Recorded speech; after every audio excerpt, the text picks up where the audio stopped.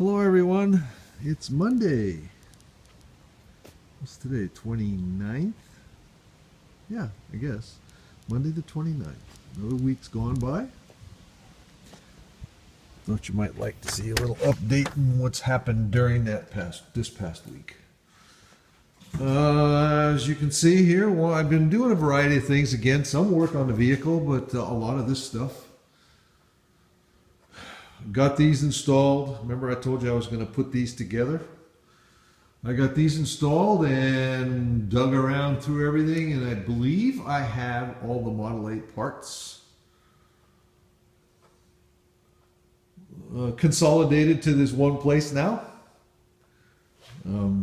Was able to get this cleaned out, back of the truck, because a lot of that stuff was in here.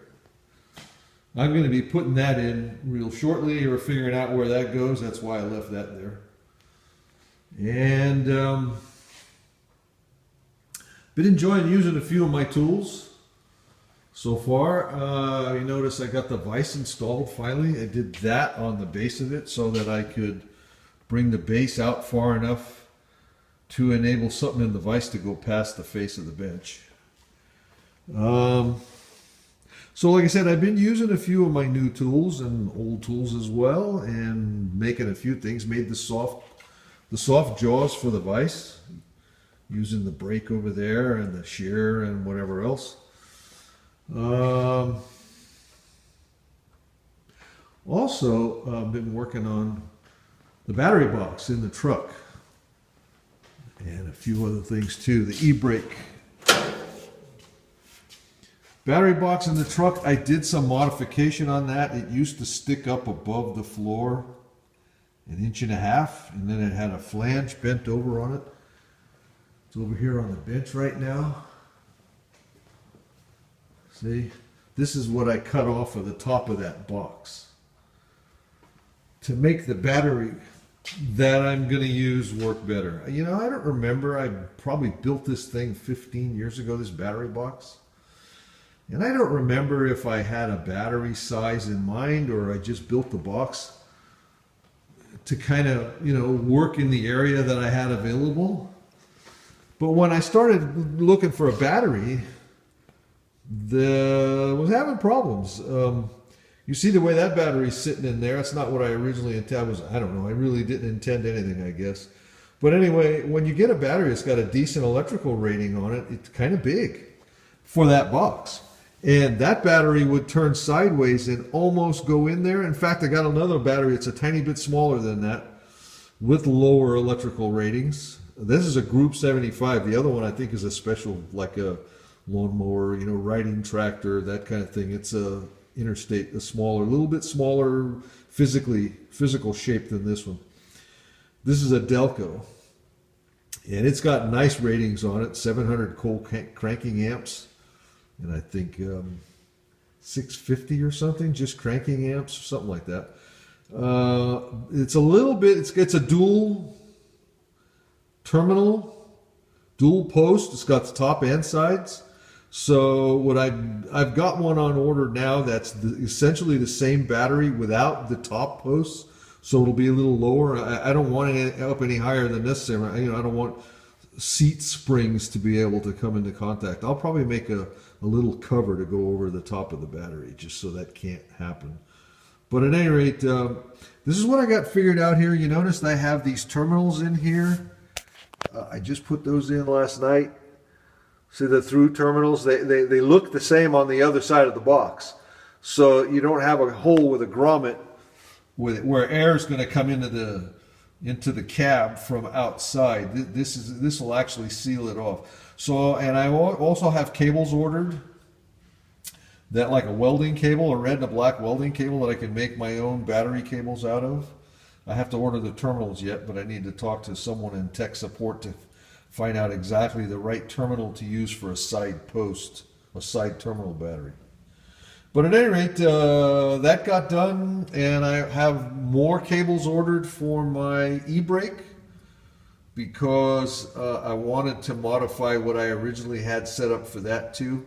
I remember when you would pull this handle on the e-brake, it felt like you were stretching the cable, because the way I'm doing this with the cross shaft, I was only using one cable to go to the cross shaft, and then the two cables, one to each wheel, off of the cross shaft.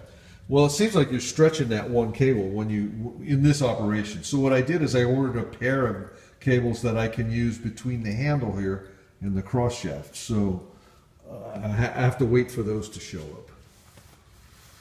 But anyway, that's kind of the progress I've made this week on the truck and on the garage, both. So at this point, I'm waiting for parts. I ordered the cables. They won't be here for a couple of days. I have to talk to tech support on the place where I'm buying all the terminals. That guy wasn't there today, so I have to wait to talk to him till tomorrow. So basically, for a few days, I won't have any of the parts that I'm needing. I can start fitting that gas pedal, and there's a lot of things to do. I'm sure that I can work on. There's also other things that need to happen too in the next few days. So we'll give you another update. I've been researching mufflers as well, and I think I got a pair of those picked up that'll work under here. So anyway, like I said, there's plenty to do and a ways to go. All right, talk to you later. Thanks for watching, and have a good one. Bye. Hey, one more thing. Forgot to show you on the other video. I was gonna mention the secret ingredient. Working on the stainless steel, that battery box. I don't know if you can tell in the video. The battery box is made out of stainless. And any of you that have worked with stainless, I'm sure, are aware it's tough to work with. It's a really, really tough metal. And if you aren't careful when you go to drill it or whatever, all you do is keep burning up drill bits. And this, like I say, is the kind of tongue-in-cheek secret ingredient. I worked at a biotech for 15 years.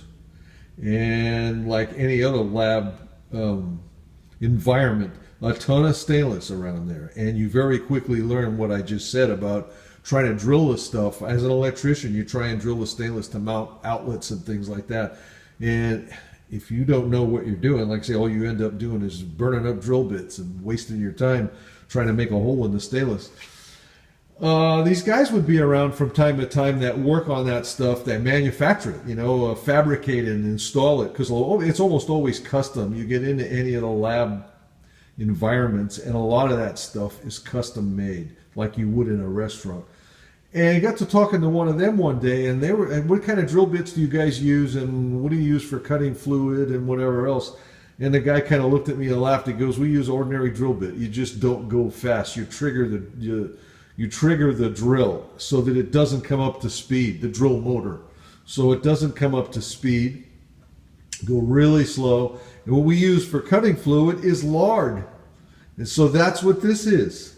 You know, we, being Italian, we do the pork sausage. I think there's a video on my channel of us making some pork sausage, if I remember correctly. Italian pork sausage, if I remember correctly.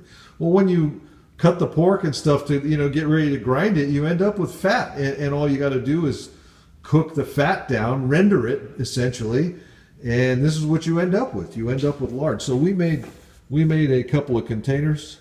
Excuse me. We made a couple of containers a while back, and I did a little one so that I could keep it in my garage, and man, it works great for cutting the stainless. And stuff is like magic. I mean, I know people that'll buy Rapid Tap and all that kind of stuff, and this stuff works better, literally. And I don't recall why. I did read something about it one time. There's something in the fat that actually almost impregnates the metal. You know, it does work very well, and it's like almost free. Anyway, so much for the secret ingredient, the little tip. All right, talk to you later. Have a good one. Bye.